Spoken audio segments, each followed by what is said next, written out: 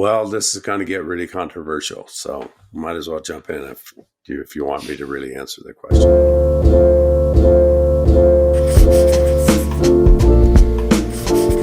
All right, Duey, welcome to the pod. Well, thank you very much. I'm honored to be here. Well, look, I'd love to get started. You're a very multifaceted individual with a lot of really interesting elements, but if you were to pitch somebody on what you're currently working towards in the world in about 2 minutes, what would be your elevator pitch? That's a great question. I've been a professor and therapist for many, many years. I've taught at 2 different universities cumulatively for 34 years and have been working with people and families for nearly 50 years. If I were going to give the focal point of what I'm trying to do right now is bringing the art back into working therapeutically with people. I just finished up a course called The Art of Instinct and Intuition for therapists and coaches. So there's so much out there in the world of therapy where it's protocol and you think differently, so you're supposed to be different and all of those kinds of things. And that, I think, misses what we are and who we are. We're very relational, experiential beings. And so that's my focus right now. Okay. And how are you going about doing that? That's a big question. There's a lot of therapeutic work out there right now and teaching that is based on behaviorism and based on protocols where basically a person could learn how to work therapeutically with those different methods pretty easily. My perspective is we're incredibly relational beings. We are not based on protocol. We're not based on if we think differently, we'll feel differently. I actually see that it comes from sort of the opposite. What we feel is often how we think and how we work. The core of what I do is actually therapeutically has a lot to do with initial attachment. And initial attachment, so meaning kind of 0 to 4. When is initial attachment? Actually, it begins at conception, and we begin our attachment process in utero. That whole process and concept begins there, and then what we do is move in. When we're born, we begin almost what I would call the second phase of attachment work, and that happens between about 0 and 4. That would be accurate. So let's loop back to, I'd like to understand you as a person before we move into kind of what you do in a bit more depth. But what are the contexts of your early years that kind of allow us to understand you as a human and why you're here? Actually, let me talk about 2 different things. I was born in 1950. 4.5 months into my mother's pregnancy with me, she was diagnosed with tuberculosis. Oh, wow. And if you can think back to 1950, I don't think that you're old enough to have been alive then, but, and actually at that point, I wasn't yet either. I was still on my way. Same. Yeah, exactly. So there was no medication for tuberculosis at the time. When I was born, I was whisked away from my mother. She was quickly taken to what was called Edwin Shaw Sanitarium, and she spent the next year of her life there. And I was connected in with my older sister. She's a year slightly over a year older than me, and mostly my grandparents, and particularly my grandfather. When my mother got out of the sanitarium, and thank goodness she recovered from the tuberculosis, she actually lived until she was 83. I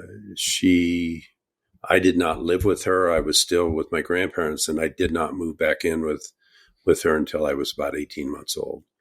And there are actually newspaper articles that I have that speak about me moving back in. And one of the quotes from them was my mother said that I was like a neighborhood kid that moved in. We had no attachment, no connection. Wow. Now, and I'll leap forward a little bit just by saying that my mother did as well as she could and tried as hard as she could to help repair that, help put that together. She spent an enormous amount of time with me in my adulthood to really do the best that she could. But that early beginning, that still was not there. So that's one piece. What I ended up doing was attaching to nature. And I grew up in an area of Northeast Ohio that was mostly Amish. Part of my family is actually Amish, and part of my family, Amish and Mennonite. Part of my family is actually Catholic. So it was sort of quite a mixed bag around the religion stuff. Mm-hmm. Do you still have family that's Amish? Well, not that are alive. I'm actually, interestingly enough, I was talking with a client this morning. I'm the oldest living male in my family at this point. Yeah. You're doing something right. Pardon? You must be doing something right. I'm doing something right. So my attachment was actually to animals and to nature, which I spent a huge amount of time outside where I grew up. So that was that. So that whole process of working with that and dealing with that as a youngster was just something that I experienced, but I didn't know how it affected me at all. And I wasn't in therapy or anything like that. Later in my life, I actually went to Akron University and studied mechanical engineering and physics. And finished that degree when I was 20. I did summer school and advanced stuff. That's a very early finish. That's a very early finish. Smart guy. However, it was early. However, part of what happened was, and I don't know if you would know about this, you may, is on May 4th in 1970, there was a shooting on Kent State campus where the National Guard shot 4 students and wounded 9. And if you're familiar, actually in our conversation before we started, you were talking about music. Are you familiar with Crosby, Stills, Nash & Young song, 4 Dead in Ohio? No, I'm not. I have to listen to it. Yeah, it's a really cool song.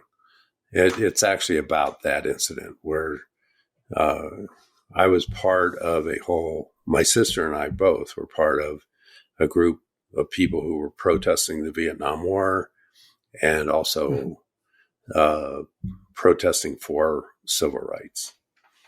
And so after I was all set to go be an engineer at Rubbermaid, I'm sure you probably heard of the company named Rubbermaid. They make all kinds of stuff.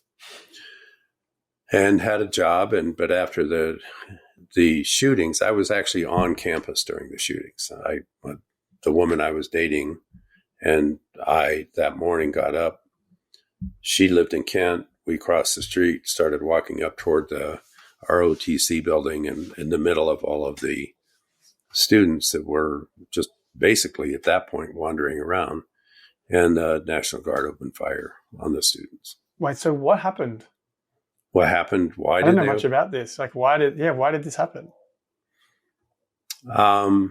There had been 4 days of protest, And the day before, it had gotten really violent. And the day before, there was somebody, it wasn't a part of anything that I was a part of, but someone had actually set fire to the ROTC building. Are you familiar with what ROTC is? No. So this is another whole chapter of the history here.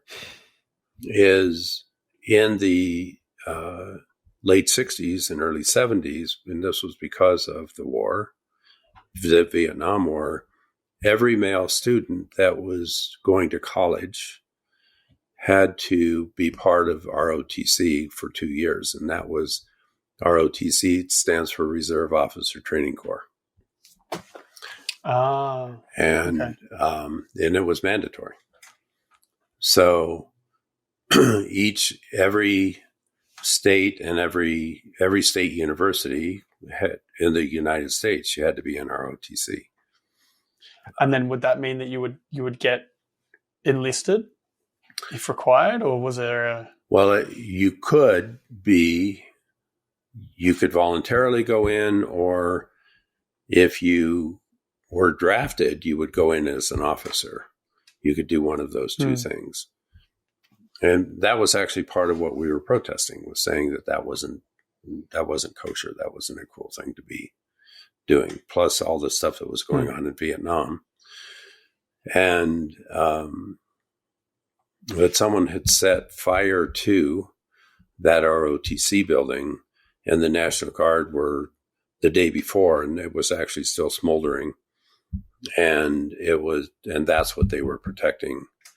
But nobody was trying to go into it. It was just students were milling around, and somebody opened fire. Somebody ordered the National Guard to open fire and fire on the students, and 4 were killed. And I'm trying to remember whether it was either 9 or 11 that were injured. We'd heard a ruckus across the street, and we had actually gotten up, and because I'd stayed at her house that night, and we're walking up toward the ROTC building when it happened. So what was it like in that moment? Total chaos. Nobody knew what was happening. There was chaos, yelling, screaming. People were running all over the place. There was one Jeep, one Army Jeep or National Guard Jeep in particular, that was driving all over the place, all over on the grass. People scattered. People tried to get out of the way. And it was very short. It was only a matter of a few seconds that the shots were fired. And then it was just pure chaos and grief, and everybody was stunned. I mean, nobody was even able to figure out what the hell was going on. Did much come from that situation? You mean for me or for the people that were in general? In general, the whole experience. Because I'd never heard of it. Well, there were 2 things I think that came from it. One I'll share that's very personal. The other is, I believe it was the turning point in the nation of really pushing to get us out of Vietnam. And we were still in Vietnam. I think I mean, this was 50 plus years ago. So, we're still in Vietnam, I think, for another 2 years. But part of the protest was around that Nixon was going into Cambodia, and which was, again, more invasion and more secretive stuff. And I think for a long time, it changed. People that lived in the United States demanded more transparency, more openness, more integrity from the government. That, I believe, did change for a while. I think now we're back to a place where we're struggling with that. But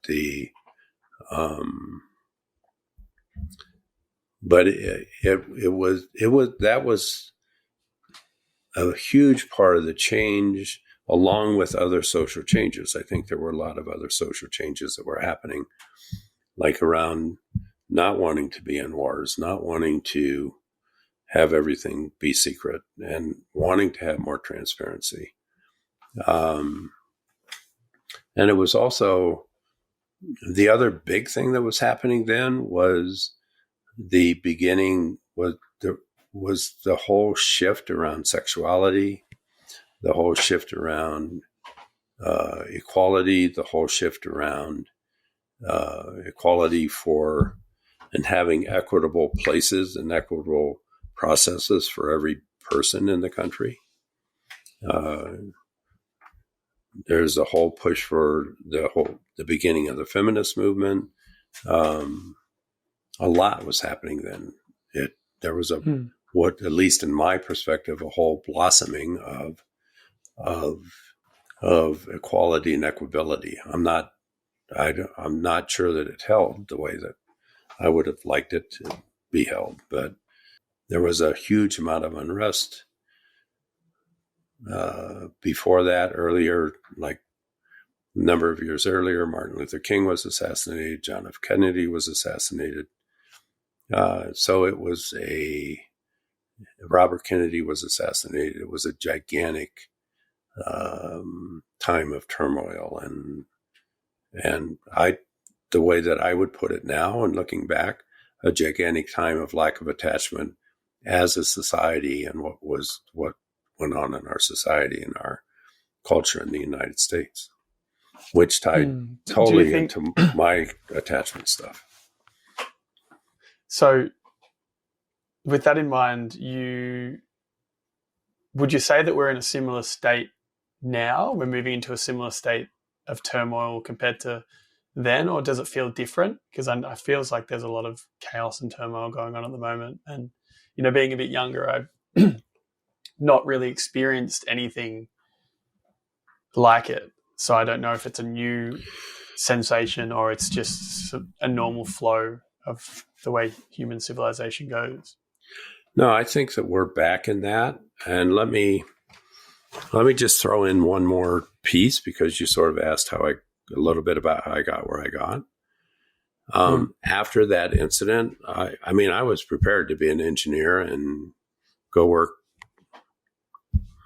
That was going to be my profession. But after that incident, I could not do that. I actually had a job at Rubbermaid already upon graduation, and I called them and said I couldn't do that. I then went down to Southwest Ohio and worked for that summer as a camp counselor.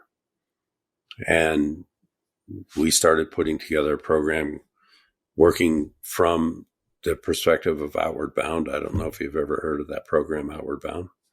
No, I haven't. What was it? It's a nature-based program for growth for children, for mostly teenagers. Mm-hmm. And that's what propelled me into, at the end of that summer, I ended up I actually came out with another woman to Colorado to backpack and basically never left. That's how I ended up getting out here. Yeah. And then I went back to school a whole bunch and got a bunch of other degrees and ended up where I'm at. One of the pieces that I look at in working with people is the whole concept of attachment that we began talking about. But we attach both on individual levels, but we also have attachment issues in systems. So there can be a whole family system, for instance, where there's no attachment in that system. And then there could be whole communities where there's no or very little attachment. And that actually, for each system, can get bigger and bigger. And so, yeah, I think. So in your state, are you saying attachment is a good thing or a bad thing? Attachment is what we actually need. And attachment is that deep, intimate, trusting relationship that we have with others, which begins early on in our lives with our mother, our parents, and hopefully our families. When that doesn't happen, then we end up with systems that literally do not support attachment and or relationship, which is, I think, a huge part of what's going on in the U.S. right now. Well, yeah, I mean, you look at a lot of the way that the world is shaped now and relationships are shaped, and people don't really want to commit to anything anymore. Yeah, it's really tough for people to have integrity and intimacy. And those are the two huge things that we need to be able to really connect with other people. So where do you think we went wrong? If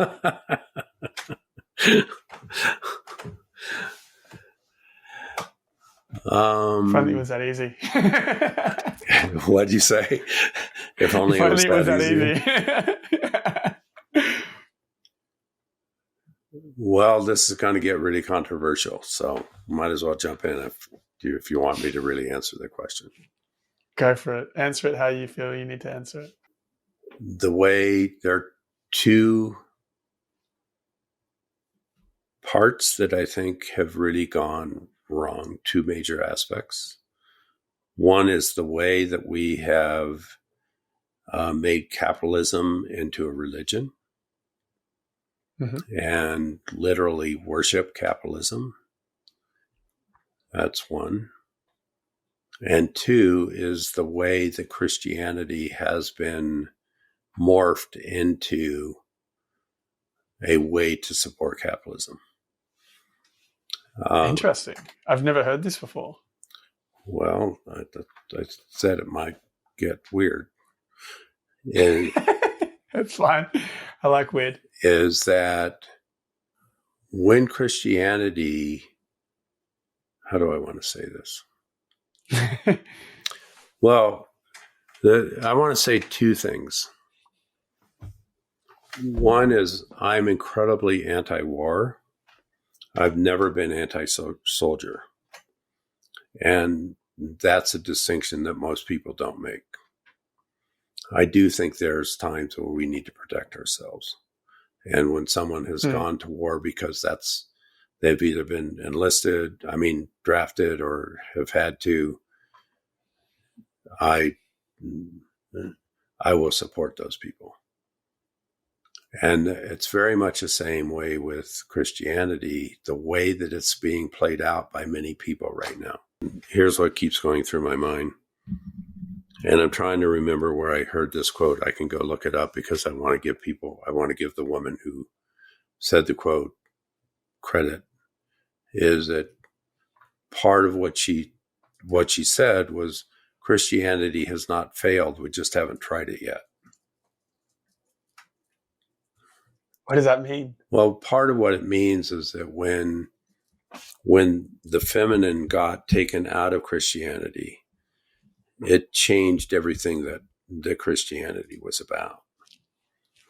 And the part of the way that Christianity is being played out right now in our society is not about deep, intimate.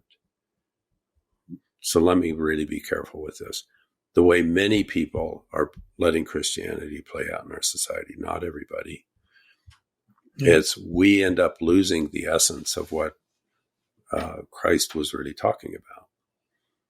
And are you religious? Would you call yourself a Christian, or no. do you just I wouldn't call myself. Subscribe to any faith? No. One of the universities I taught at is a Buddhist-based university, and I would say that I'm incredibly spiritual, but I would not say that there would be no faith that I would connect to and say, well, I'm Buddhist or I'm Jewish or I'm Christian. I'm much the same. And anybody what my experience is anybody who follows the depth of the mysticism of any of those belief systems is that's pretty amazing that where people are able to go, but using those to control other people and to any of those, which Christianity doesn't more than, at least in the United States, Christianity and the evangelism of Christianity is really can be really harmful the way that it plays itself out. And from what I have done is studied a lot of the history and a lot of the processes that have behind a number of different religions. And I mean, what I would say is I can't imagine that if Christ saw what was going on right now, I don't think that would work out so well. So, yeah, if that makes any sense. For sure. Yeah, it makes a little bit of sense. I feel like, so you mentioned that, so just trying to loop back into the integrity and intimacy element and why that's lacking because of capitalism and Christianity. We kind of didn't get to so because it's... Yeah, we didn't really get to I didn't quite understand the tie. Well, you asked what was going on societally, and I'm going, those are the two major elements. I think that the way that they're getting played out, they actually stop contact and they actually stop relationship. So as far as I can see it from my experience, most of the people that I know just have no religion at all anymore. Mm-hmm. There's rare that I have any friends in my demographic that are just have any religion whatsoever, but some of them are maybe spiritual. A lot are kind of moving into the Buddhist route, but it's very loose. It's very loose. And maybe that's just a product of my location. If you put me in a different place, it would be completely different. Well, let me back up a little bit. You know, what you're saying is actually my experience too. There's a lot out there that where I think people are struggling and trying to figure out what faith is and what spirituality is. You know, how am I part of something bigger? What's the divine? What is that? So let me take all of this stuff and sort of bring it back around to a concept that I call contact. And contact between two beings is a place where our physical, emotional, energetic, and or spiritual boundaries touch another. So let me say that again. Mm-hmm. Contact between any two beings is a place where our physical, energetic, emotional, and spiritual boundaries touch another. Mm-hmm. So if I have one hand here and one hand here, if you put your hands apart a little bit and you bring them together, at some point you're going to feel a little bit of warmth. Most people will feel some warmth between their hands. So right here, there's an energetic boundary between my hands that are touching. If I have a physical boundary where my skin is touching, that's the physical contact. What I'm essentially saying is that in our society, we don't make contact. And one of the things that keeps us from making contact is the way the capitalism and Christianity is playing itself out. Yeah. So give us an example of how that looks now. I mean, I've got my ideas, but it'd be good to hear from what you're thinking. Well, one, I would love to hear what you say, your ideas. But the other, so let me actually do one other piece here, and then can I wrap back around to this? Of course, yeah, of course. So if I say that contact is, to me, contact is the building block of everything. From a relational place. And relationship is the foundation of everything that we do and every interaction that we have. I mean, yeah, exactly. Everything. Yeah, well, I mean, we're not much alone, but as groups, we can do a lot. So it all comes down to the relationship. And even our relationship with Earth, our relationship with plants, our relationship with animals, our relationship with ourselves. The essential foundational building block of everything is contact, which is where I meet you, either physically, energetically, emotionally, or spiritually, or all of them at the same time. Yeah. Do you think the goal is to reach all four, to build a deep connection? Do I think the goal is... So to get a deep connection with somebody, you need to have all four? Not, you need to be able to have all four, but not necessarily all four at the same time. Mm-hmm. Okay. And sort of the way I see it is there might be physical contact, but the other three are supporting that. Or there might be an emotional contact and the other three are supporting that. But let me talk about a continuum here with contact. Contact, when it becomes predictable and reliable over time between two beings, that creates a connection between two beings. When that connection becomes predictable and consistent and reliable over time between two beings, that creates relationship. When relationship becomes predictable and consistent between two beings over time, that becomes intimacy. So we go through steps. It's like contact over time creates connection, connection over time creates relationship, relationship over time creates intimacy. And what does intimacy over time do? Make us happy. Yeah. Okay. I mean, interesting. That's what we're going for, whether it's intimacy spiritually with God, however someone may see God, whether it's intimacy in a lover relationship, whether it's intimacy in between me and one of my horses or all of my horses, whether it's intimacy and relationship with the Douglas fir that's outside my front door. We can have many different levels and kinds of intimacy.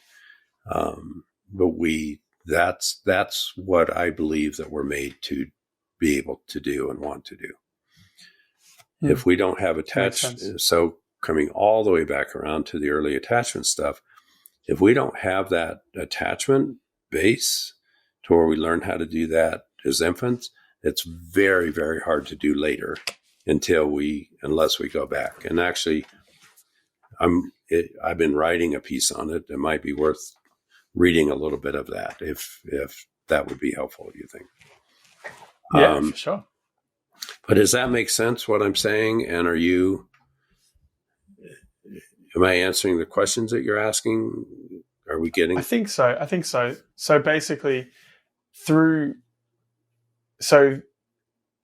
leading to intimacy comes through connection, comes through contact, and we've lost our ability to contact and lead through into that intimacy depth, which then is making us unfulfilled.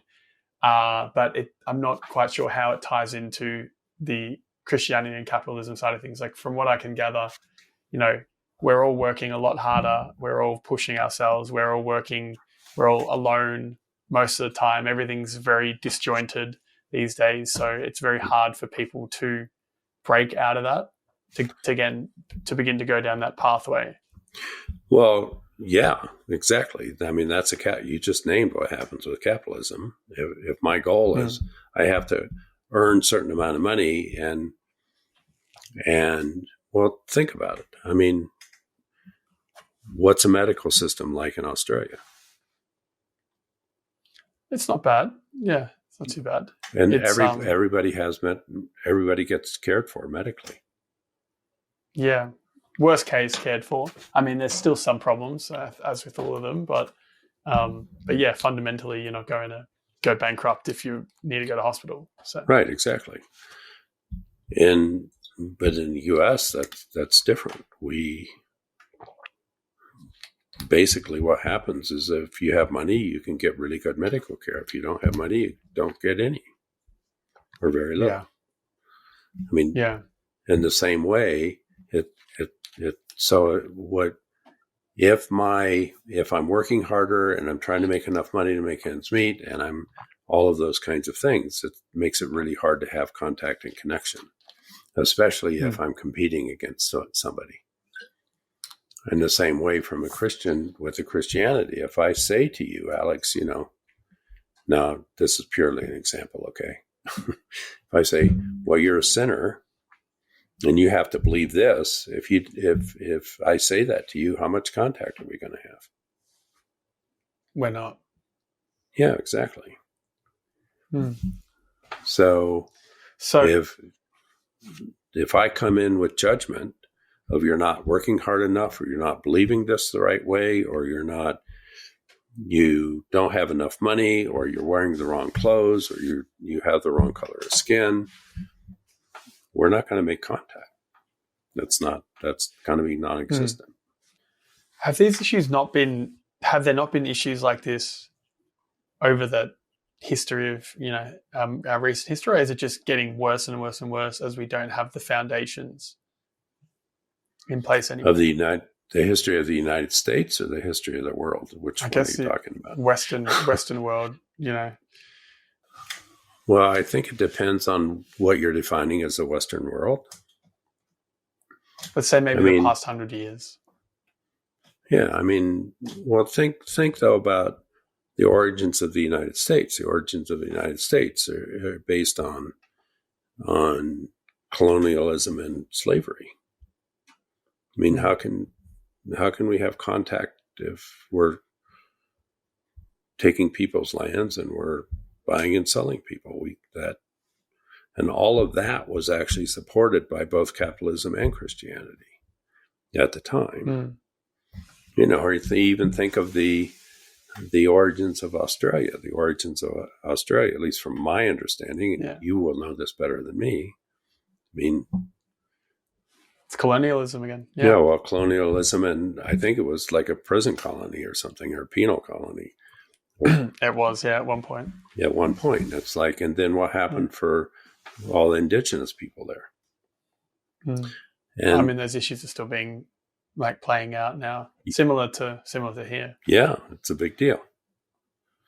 Yeah. But when any particular group of people go in and take over another person's land or another group of people's, the way they live, or say that if you're going to be, you have to do it this way instead of being relational about it, then we're going to run into big problems.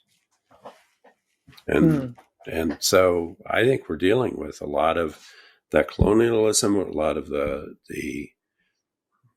that was supported by both capitalism and Christianity, and saying that it was actually okay to kill people and actually okay to buy and sell people. And how can you have attachment, and how can you have a deep intimacy with another person if my value is I get to buy and sell you, or if I get to think I'm better or worse than you because of how much money you make or how much money I make. That's not going to help anybody. So it's definitely not. And I feel like this is probably a good segue into understanding the work that you do in the therapeutic approach. You've mentioned that therapy is a sacred relational process. So I've heard this a bit, and we're kind of talking about this now. And how does that shape your approach to the therapy techniques that you undertake? That's a great question.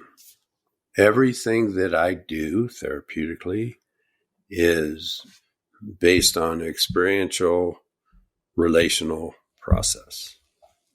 Everything. Whether it's the relationship between my client and myself, relationship between me helping and facilitating relationship between a client and nature or a client and horses. Everything that I do has to do with building relationship. Again, starting with contact then connection, then relationship, and finally intimacy. And I will say, I mean, for the record, intimacy is, and happiness. Everything is based on, and intimacy, I'm not talking about sexual intimacy. I'm talking about relational intimacy. Letting down the walls and letting kind of down the being walls, able to open up to somebody. Becoming vulnerable, creating consistency, dependability, trust,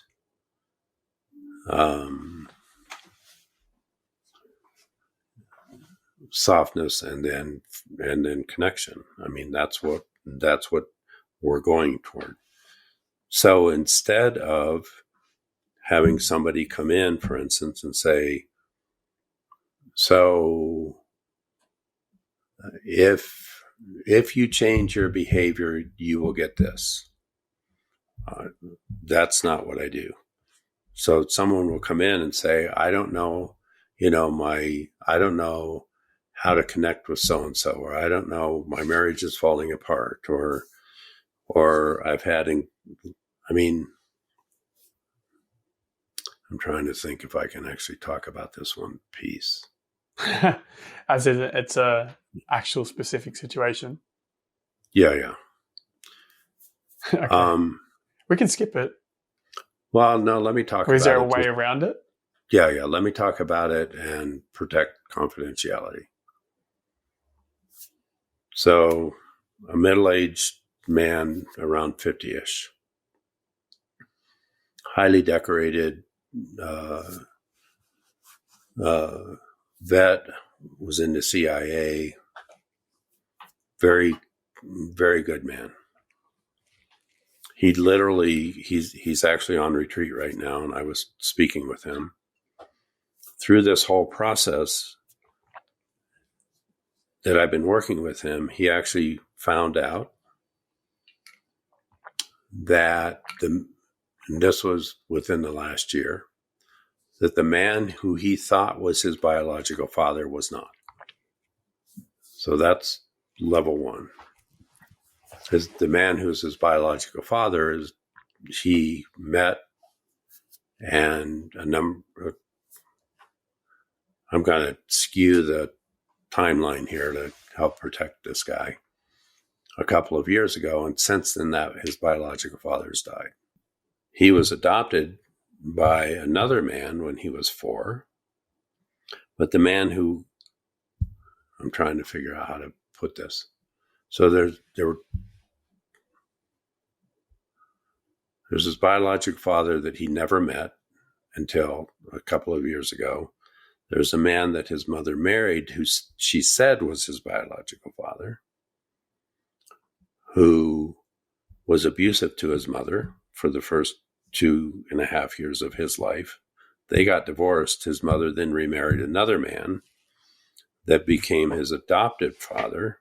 So there's 3 men involved. Mm-hmm.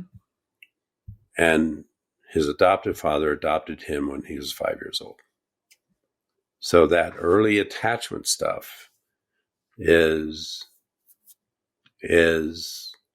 basically played havoc on his life. He's literally just finding out about a whole lot of this stuff in the last couple of years. What happened from all of that early stuff was he was never, ever able to stay in relationships. He's had dozens of affairs. He's been with so many women, he's lost track. He's not been able to be faithful. I mean, all of those kinds of things.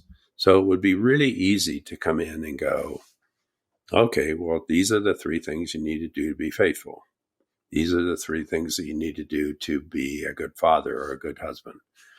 Instead of doing that, all of the work that I'm doing with him is going back and supporting him through the whole grieving process of all of that early loss, and that early lack of attachment, and that early fear that he had of being vulnerable and being able to be in relationship.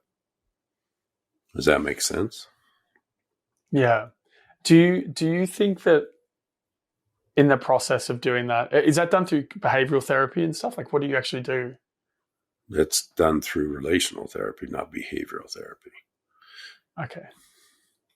It's like, so how does that look? Well, part of it looks like and I met him actually through one of the initiations with Traver. But how it looks is actually, I know this is going to sound a little bit weird, but I'm going to say it anyway. That's okay. It's literally, it doesn't, not every session is like this, but one, I've done a lot of work with him with the horses on him being able to make contact, being able to create openings, being able to connect, being able to have what I call structure with softness, being able to literally learn how to make contact with another being. The other piece... Because he couldn't prior to that? Yeah, he couldn't. No, he was not able to do that prior to that.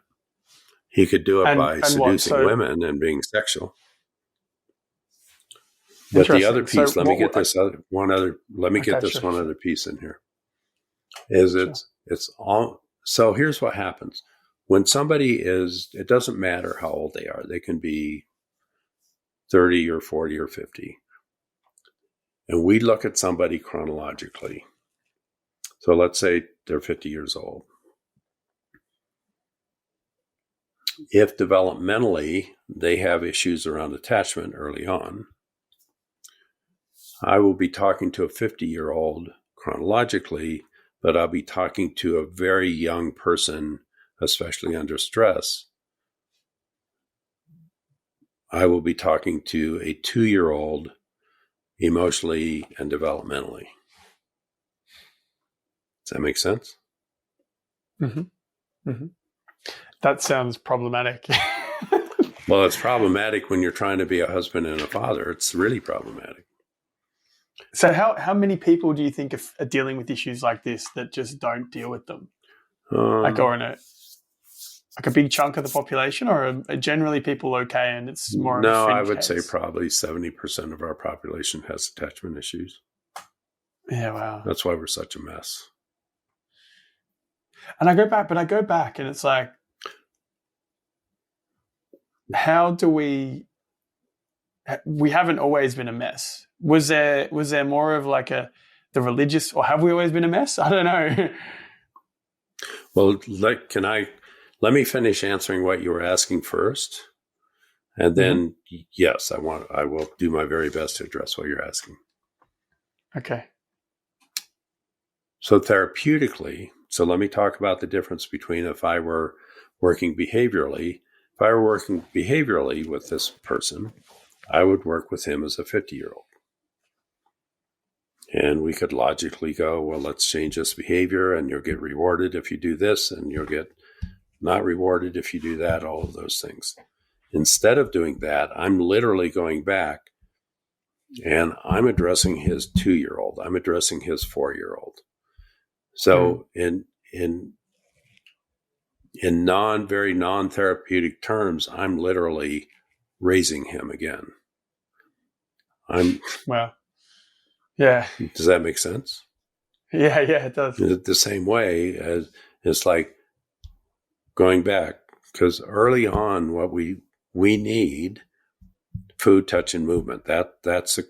And we get those in relationship, and we get those in contact in relationship.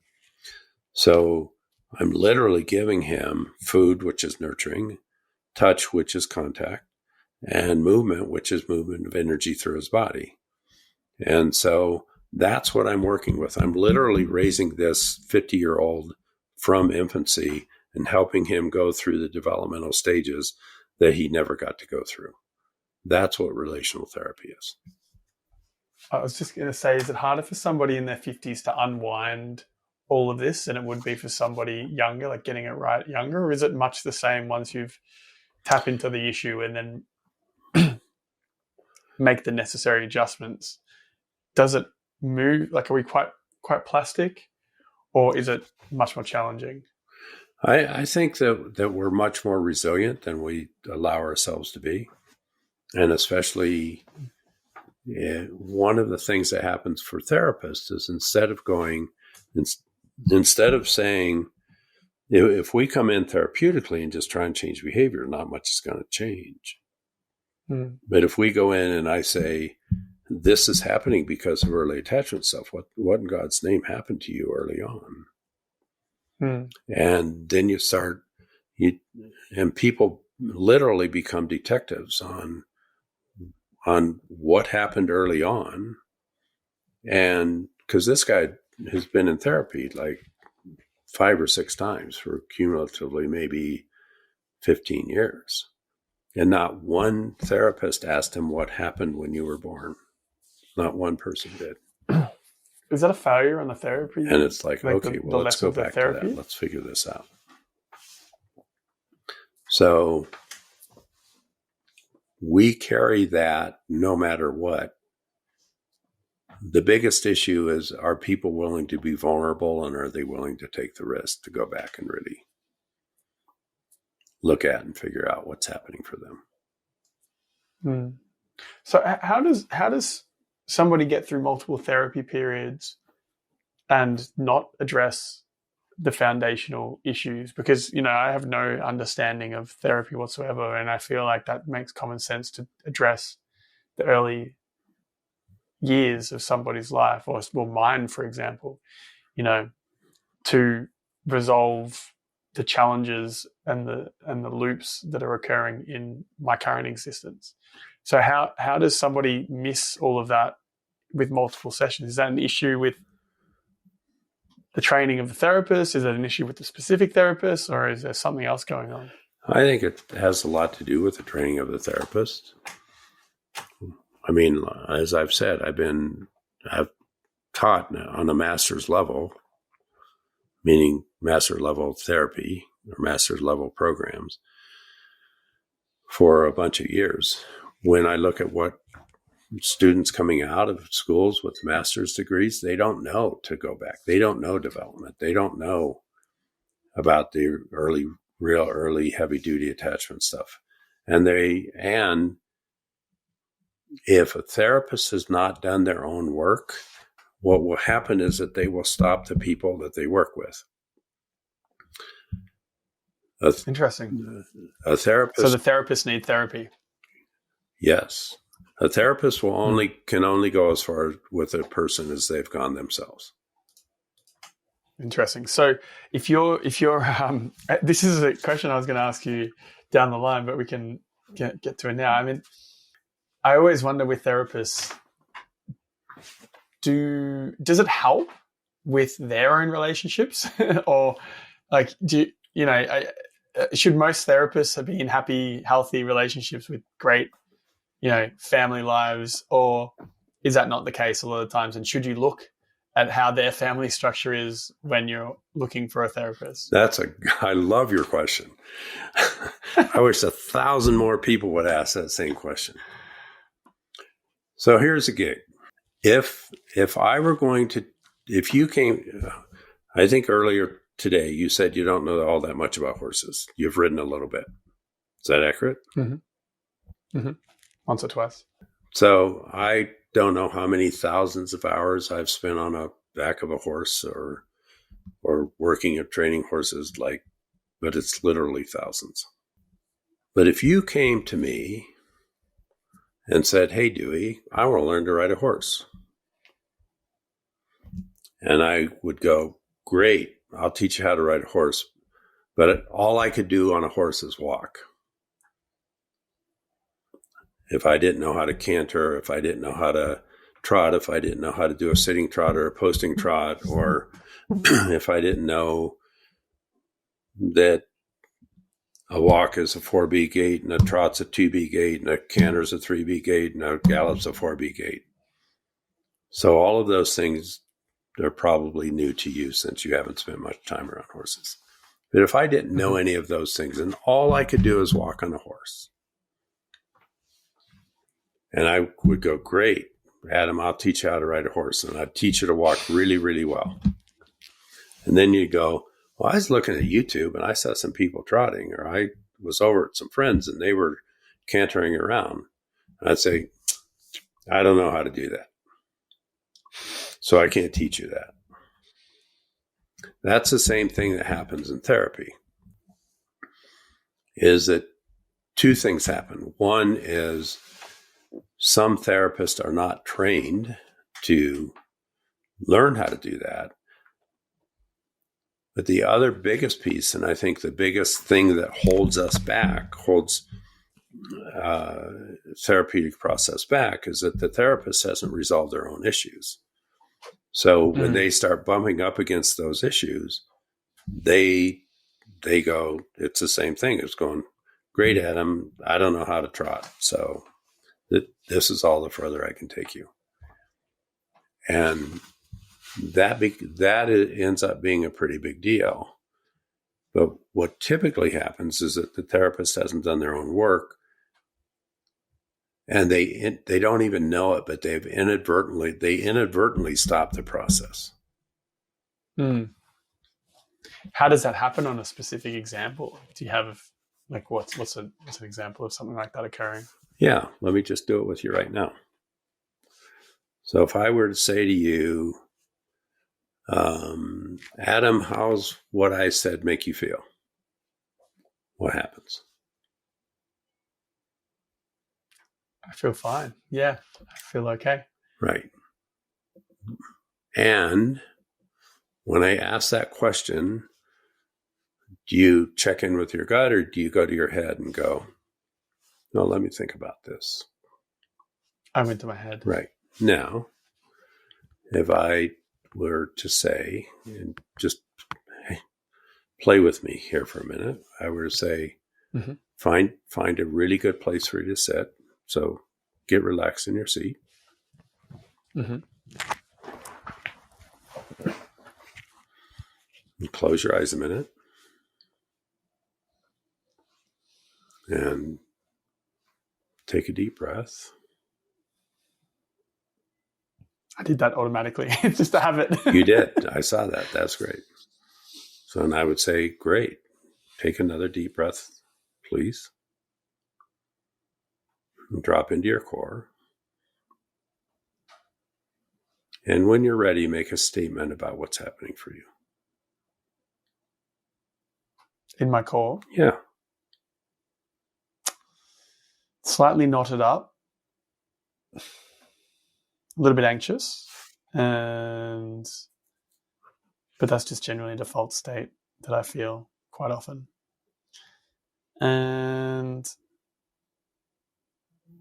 But otherwise, okay. Right. So now we have something to work with. Let's say drop in, let yourself find that knot inside you.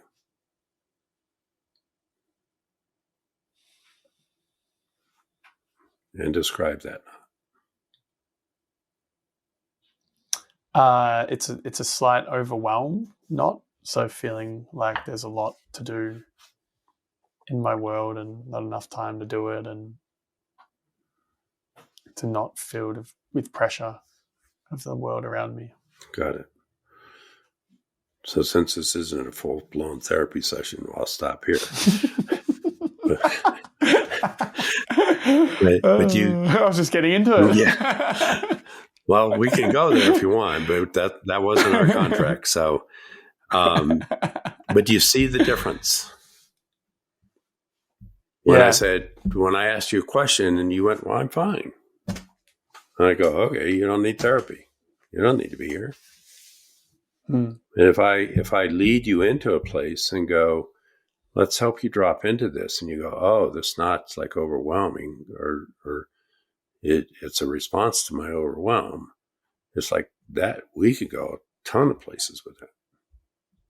I mean, we could have gone like, so I might have been said even, so can you quickly sort of go back to that place a little bit? Just yeah, sorry. Sure. Yeah, no, yeah. So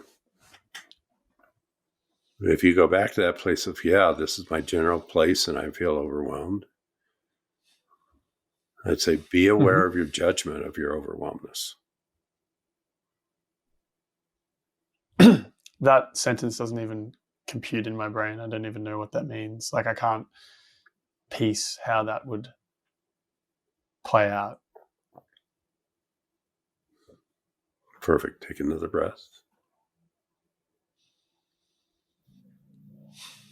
Anyone listening to this will probably go through 2x speed.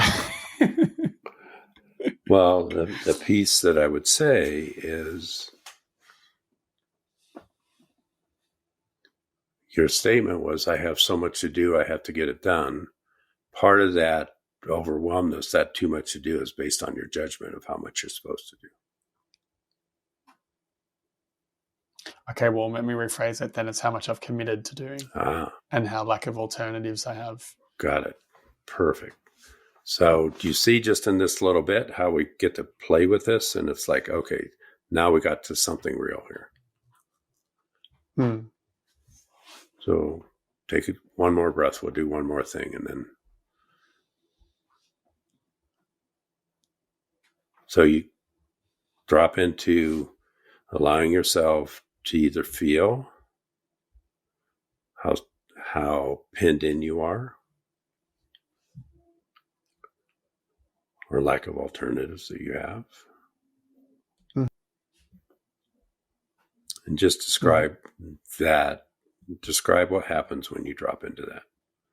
I'm stuck. I don't have any good way out. It builds, that pressure builds, that it just begins to loop more and more concerns and problems, and then it becomes too much. Right. That's your anxiety. Is that energy bouncing around inside you with no place to go? So where does it go? Where do I put it? Well, that's what I'm going to ask you. It's like, because something needs to move. Either we need a way out, and now I'm talking in general, either we need a way out, or we need to express that. Who do you need to express who do you need to say I'm stuck to? I don't even know. Well, then that's what we explore. No idea. Some of the people that you made the commitments to, it's like where it ultimately might go. And again, we're not here to do a therapy session, but it's like, who do you need to go back and renegotiate some commitments with? Yeah. Or do you just level up and get it done? That's another possibility. Yeah. I said, well, that's another possibility. It's like, okay, well, I'll just put my nose to the grindstone and get it done. Get it, yeah. Or, yeah. But either way, the issue is if you put your nose to the grindstone and get it done, you'll feel a lot better if you don't judge that process. So how would non-judgment of the grindstone look versus judgment of the grindstone? Well, here's what I do with it, because I end up sometimes being the same way that you are, especially like in the middle of winter when there's 3 feet of snow and I have to trudge up to my horses. And I'm going, why the fuck do I have horses right now? It's like, basically, it's like, this is what I'm doing now. This is what I'm doing now. This is what I'm doing now. And completely being in the present. Like, I'm bundled up. I'm carrying some feet up. I'm trudging through 2 feet of snow. And it's like, this is what I'm doing right now. And being completely in the present. Because that's all there is anyway. Yeah, I've noticed that's it does work. It's just a matter of remembering to do that in the moments. It's kind of a skill that needs to be developed. Absolutely. For sure. You briefly mentioned the requirement to resolve issues. How does someone know when they've resolved their issues? It feels like it's a domino that never ends.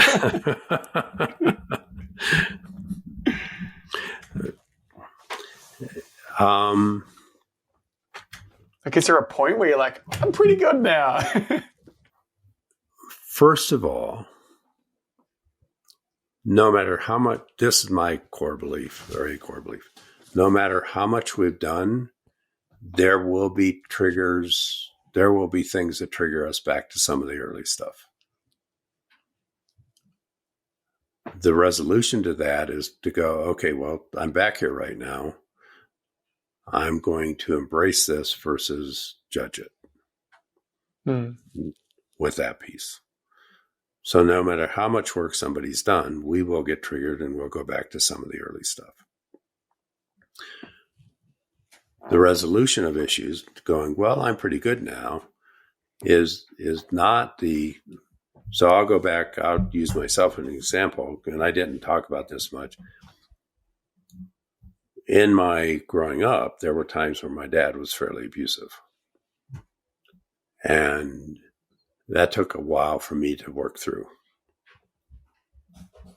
When I talk about that, I don't have any energy around it anymore. It's just like, okay, that's what happened.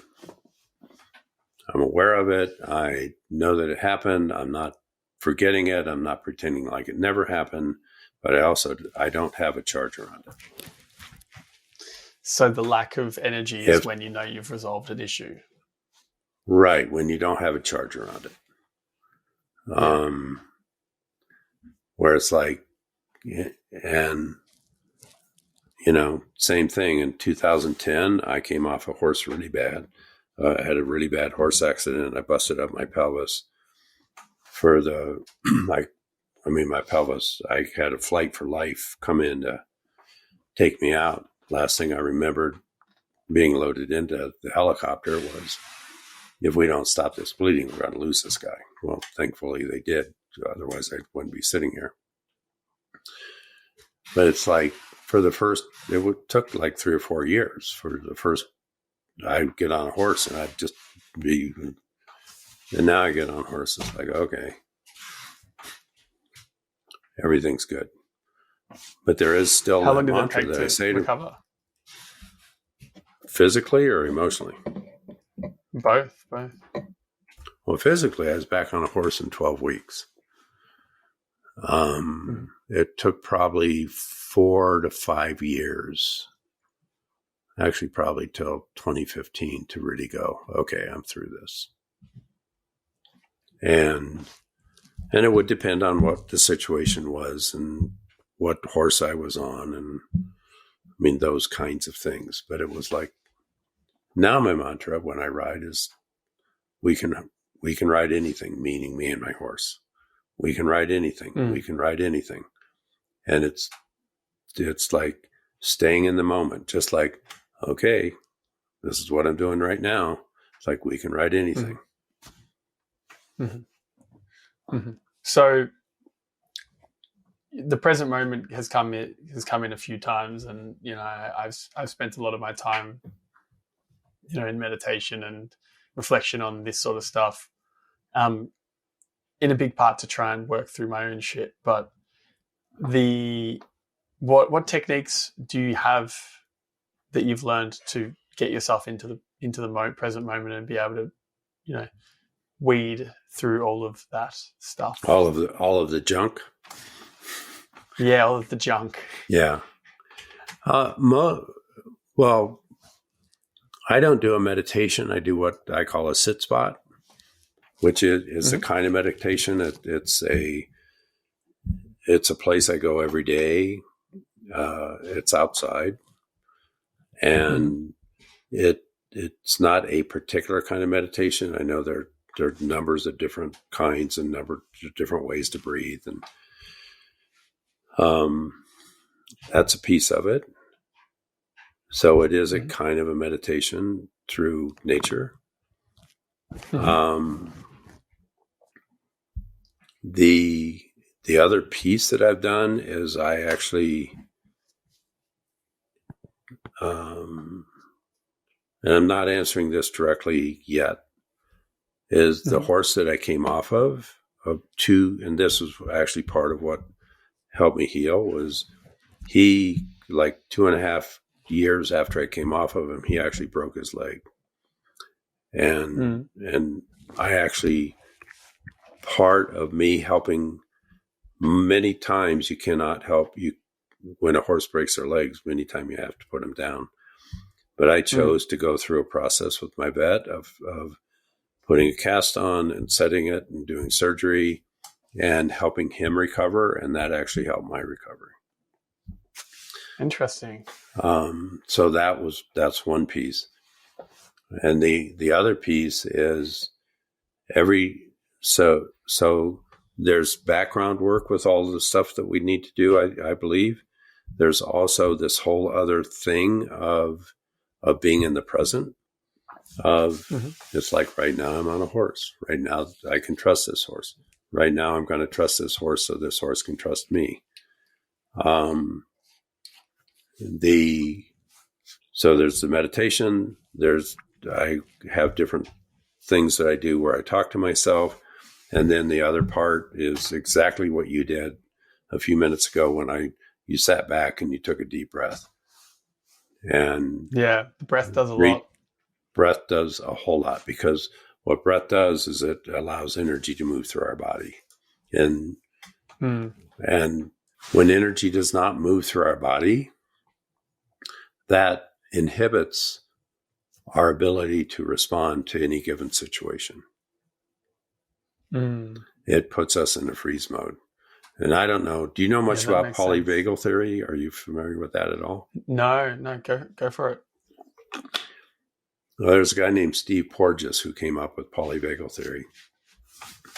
And he talks and this is part of why we have what's called a social engagement system, which is relationship. It's what we've been talking about here for the last hour and a half or 2 hours, however long we've been on. But there's also this piece of our vagal nerve, which is it's one of the main nerves that comes from our brain stem, our brain down into our bodies. Interestingly enough, 80% of the information in that nerve goes from our body to our brain, not from our brain to our body. And it's if you have ever heard of parasympathetic and sympathetic parts of our nervous system, or our autonomic nervous system. Yeah, I have. What the polyvagal theory is taking that process deeper. And when we can stay in what's called our ventral vagal, which keeps us in either the parasympathetic or sympathetic. There's also a thing that he calls the red zone, which is the next level, which is most people call it freeze. I add to that, I goes freeze, faint, sleep, or dissociate. That when we go, and that's called the dorsal vagal, which is actually the lower part of our body down in the core below our diaphragm and in the core of our pelvis area, is if we can breathe, we can stay in what's called our ventral vagal and we can keep moving energy. The dorsal vagal, when we go into that and freeze, that actually stops our energy. So our whole process is trying to stay within a place of being able to move energy in our body by staying mostly, the easiest way to do that is through breath and movement. So and they're very simple things. I feel like there's some foundational things that just I keep hearing more and more that work extremely well, but it's not complex. You just have to do these very basic things and they help a lot. Yeah, it's meditation, breath, movement, expression, being aware of what's going on in our body, staying in the present. Those would be the 5 or 6 things that I would say that really helps us. And then that allows you to create contact, which then allows you to create relationships, which then allows you to lead to intimacy, which then allows you to lead to happiness. You bet. You got it. That's gotcha. it. Gotcha. Because when we're incredibly afraid, or we freeze or faint, or there's no contact. what heals us from everything is contact. That's what heals us from everything. And what gets us through what we need to get through, whether it's PTSD or whether it's loss or whether it's stress or whether it's depression, the core foundational piece is coming back to contact. So everything, all of my work, when I'm working with someone, if they lose contact, everything stops except for me helping them come back into contact. So what would an example be of somebody losing contact and then coming back into contact, just for the listeners to be able to frame that a bit better? Well, let's say somebody is telling me about for instance, a sexual trauma that they've experienced. And while they're telling me, you can just see that they're sort of going away. You can... So contact in yourself and your emotions at a minimum, kind of? Okay. Yeah, they're sort of going away. So instead of continuing the story, what I will do is I would say, take a breath. We don't need to hear any more of the story right now. We're going to stop doing that. See if you can come back into contact with yourself, come back into contact with me. And I'll work somebody through that. Many times what I will do is go, if someone really has lost that, because we're on our property, we have our house, but then up the hill in the middle of the paddock with horses, we have a little cabin where we meet with people.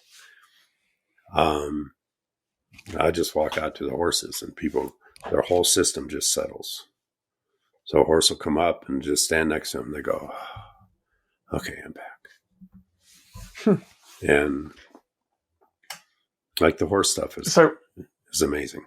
So, well, yeah, let's talk about that. I mean, you mentioned before briefly that, you would talk about your experience of trying to build trust with the horse, which then allows them to trust you. And that, in a lot of senses, is the core of a human relationship, especially a masculine human relationship. Like like a masculine needs to lead and show and provide the trust first, and then kind of the feminine tends to mold around that.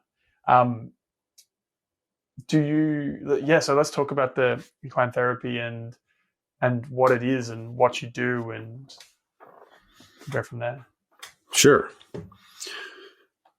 So horses are pretty cool beings. What a way to lead into that. Horses are cool. Horses are cool. I love it. So horses in the wild are prey animals. What that means is that they're the animals in the wild that get eaten by lions and tigers and bears. Oh my.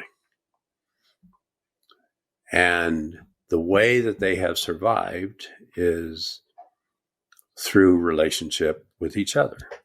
That's how they've survived. Sounds like humans. Pardon?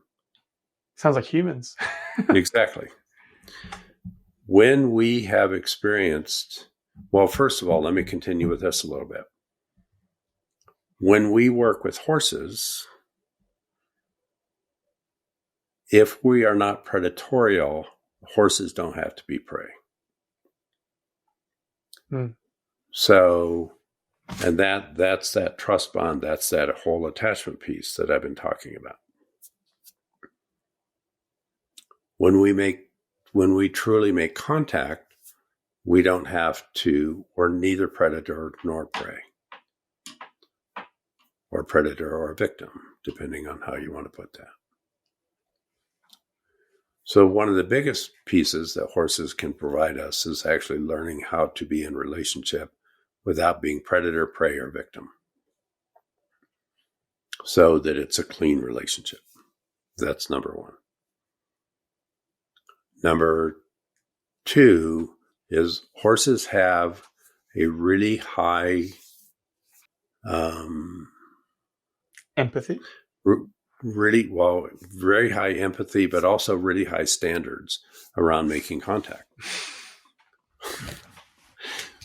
So if I walk up to a horse and I'm like thinking of something else and I'm going, oh my gosh, I just had this argument with Kimberly or one of my friends or something, and I'm there and I'm going, I go up to one of my horses and I'm not making contact. They'll just walk away. They'll literally walk away. What's really cool is that when I switch and I go, oh, okay, I'm not making contact, and then I go up and make contact, they're all in, and it can be seconds. It only takes seconds for them to switch. It's interesting. So it's a real time way for people to practice their ability to connect with animals and therefore connect with themselves and other people. Absolutely. Because here's what happens between people. It's like if I come home and I don't make contact, or if I were to say, if I were talking to you and I didn't make contact at some point, what we as people tend to do is we tend to judge it. We tend to hold grudges. We tend to go, okay, well, you didn't make contact that time, so God damn it, I'm not going to be available for contact with you now. Horses don't do that. That's number one. Number two is that many people will say horses are a mirror, and I don't buy that. What I will say is horses will give us real-time feedback without judgment. As people, if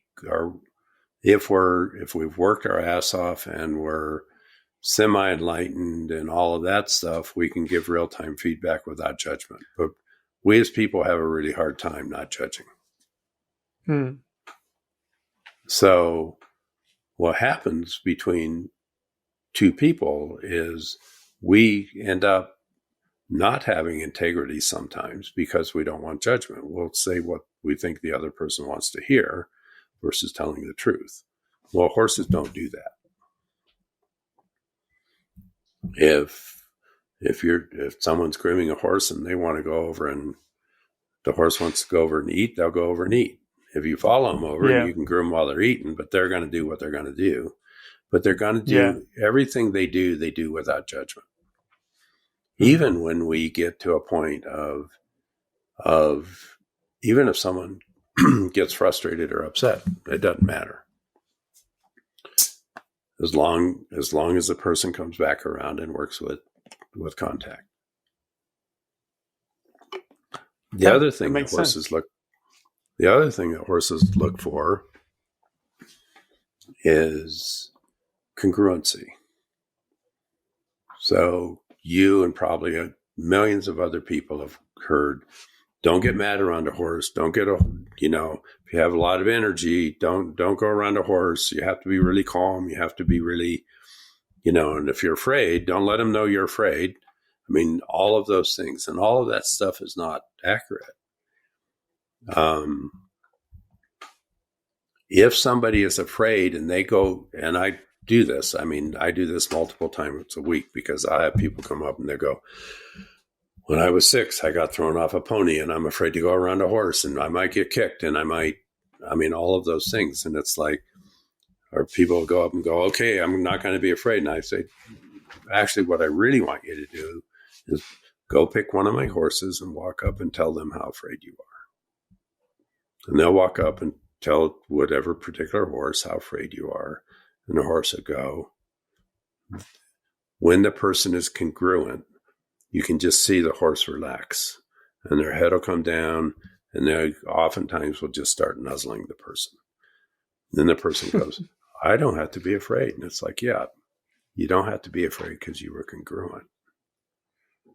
So when you say congruent, you mean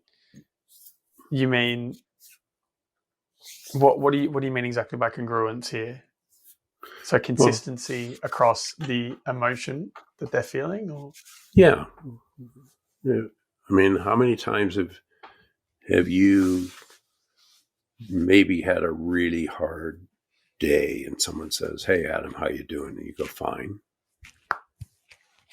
Yeah. or someone will say, how are you doing? And yeah, I'm fine. Don't worry. I'm all good. And inside, that's not true. Congruency has to do with, if I'm afraid, I say that I'm afraid. If I'm angry, I say that I'm angry. If I feel great, I say I feel great. If I'm nervous, it's like, yeah, I'm nervous. Is that a helpful way to navigate the world, do you think? Just expressing all emotion as it comes because it has through? integrity. That's where we started a long time ago. Like the level of integrity. It's like, it's integrous. It's like being congruent. And I have had people, and I'll talk about a couple other things with horses because they're so damn cool. I've had people literally lay on a horse sobbing, or lay on a horse screaming, or sit on a horse screaming about, I'm so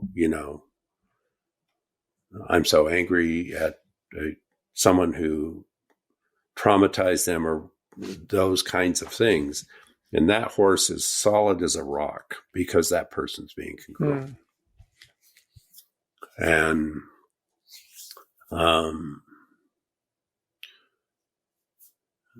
which is one of the other pieces about horses, is that many times, especially with attachment stuff, in infancy, we get held. We get physically held. Well, if you come into therapy with me and I go, well, Adam, I think you need to be held. And I mean, I'm not going to curl you up on my lap and hold you and rock you. I get sued for that one. Why not? Well, I do. I have clearly held people in very appropriate ways, but it's like, okay, I can put you on a horse and be held.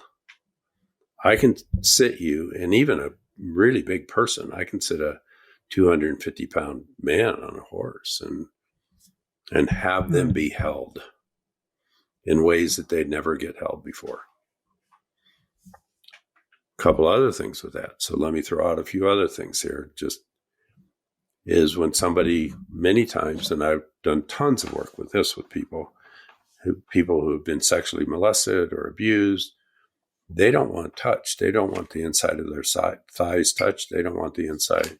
Yeah. They don't want their genitals touched. And it's like, I can put somebody on a horse and they can be touched in incredibly kind, incredibly sweet ways.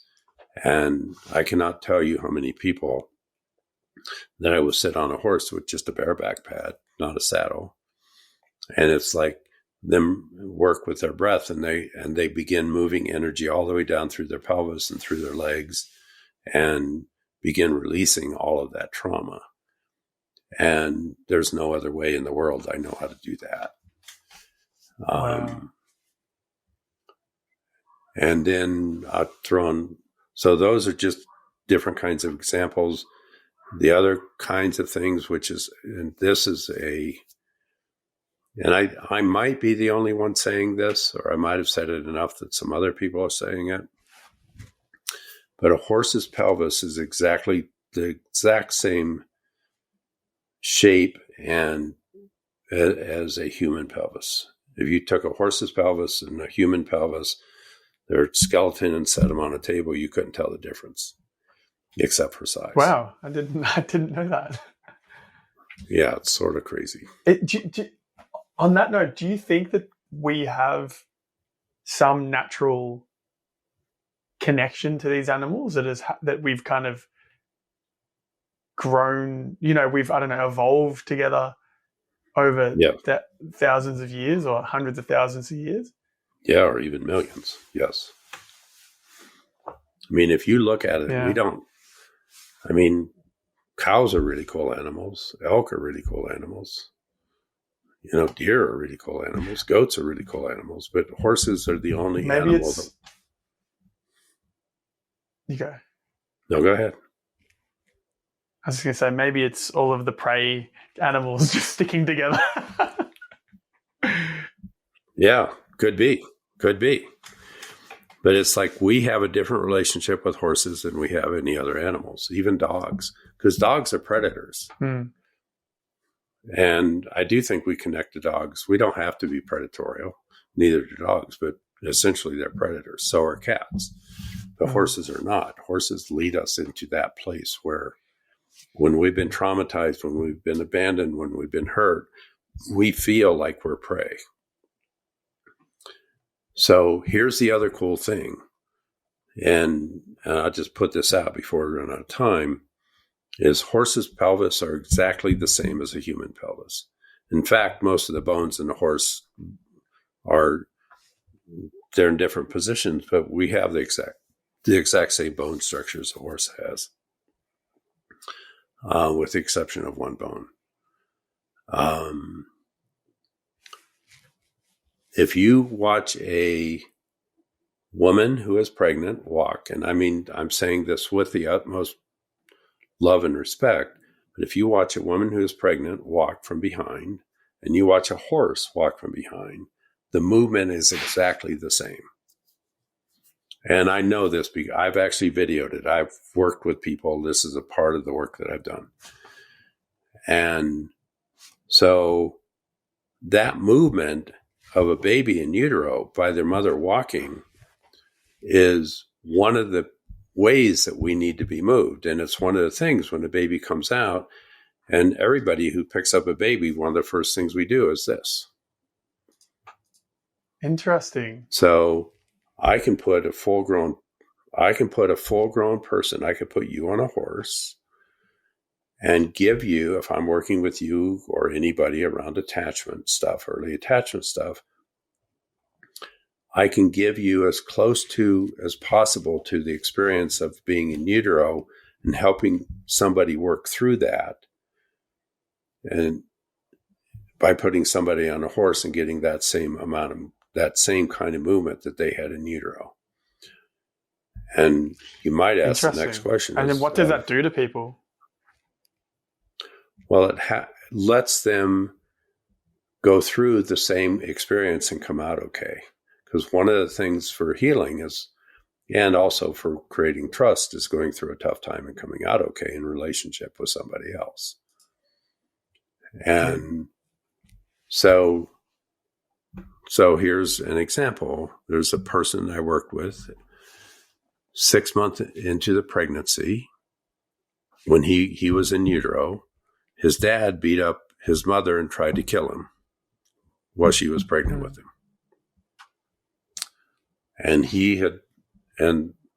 he's done a bunch of therapy and and it's like what he said was like, I've gotten close to it, but I can't quite get it. I can't quite get back to that experience to be able to work through it. Well, I put him on a horse and within 7 or 8 minutes, that rocking motion that could literally take him somatically back to that same place where he was allowed him to tap into the grief and the hurt and the fear for his life that he didn't get to, that he had never been able, he was not able to recontact that. So he went into that like fairly quickly. And then basically all that pin-up somatic energy that he's been carrying, he's in his early 30s, that he's been carrying around, finally got a chance to be released and move through, which instead of holding it in his body. Wow. That's wild. It's something I've never heard of before. So this is a completely new process of working through things, but it makes a lot of sense. Yeah. Brilliant. How did you get into this? Probably for episode 2, because I do need to go, but a quick 2-minute, how did this become a possibility of a therapy approach for you?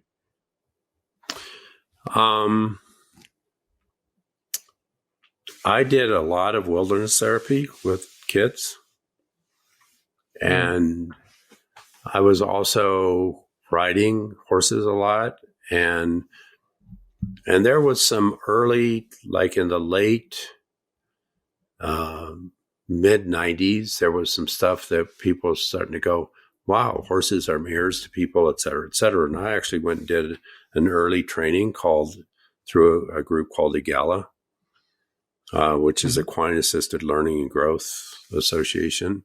And it was like, I went, this is not relational enough. I like what I learned, but this is not relational enough. And so then I just started working with it and creating this. And actually, one of the institutes I run, it's called the Gestalt Equine Institute of the Rockies.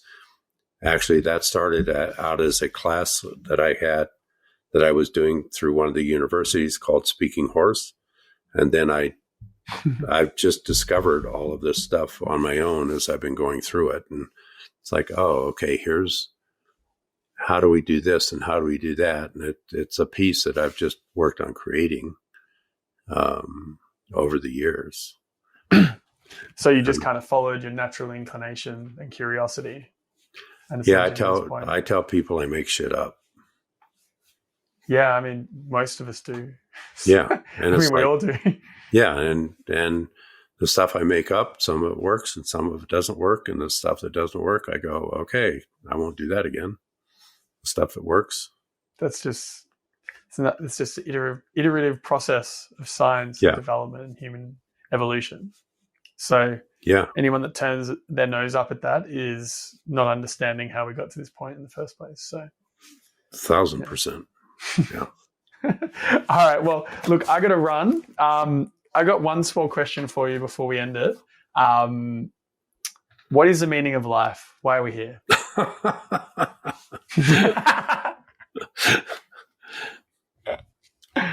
I don't know whether to try to answer that or be a bit of a smartass. Do both. I don't know. My most integrous answer is I don't know. What do you do with that? What I do with it?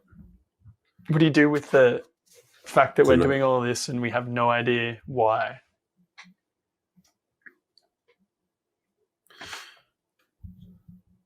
Well, here's the best I can do in a quick way. I do believe that we're part of something much bigger than us. What that is, I don't know. I mean, and especially with the science and the new Webb telescope, and I mean, all of that stuff's mind blowing to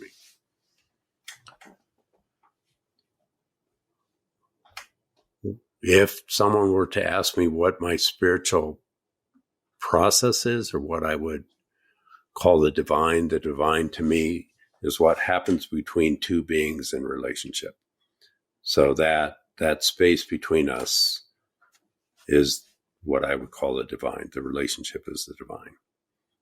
So the meaning of life to me has to do with being in relationship and part of something bigger. That's the best I can do in a short period of time. Pretty good answer. Sometimes it doesn't need to be a long-winded answer. Yeah. Brilliant. We are cool. If you look at everything biologically, or I don't even know the right word, naturally, everything is in relationship. Whether it's, and I think the biggest miracle in life is photosynthesis, because it's literally taking light energy and turning it into matter. That's what photosynthesis is. And we're a part of that somehow. Well, definitely we are. We've you see what happens when someone doesn't go out in the sun for long enough. They fall apart. Yeah, well, and we would not have any food if that we would not have exist. Any food. No. Well, thank you, Duey. I appreciate your time. I appreciate your time a lot. This was a very wild episode. We went down a lot of paths. Yeah, we went all over the place. We went all over the place. If you want to do another one at some point, we landed the plane a bit there. I've totally loved talking with you. It was like I had no idea where this was going to go. So this was great. Thank you. That's what makes it fun. No, thank you. All right. Well, until next time.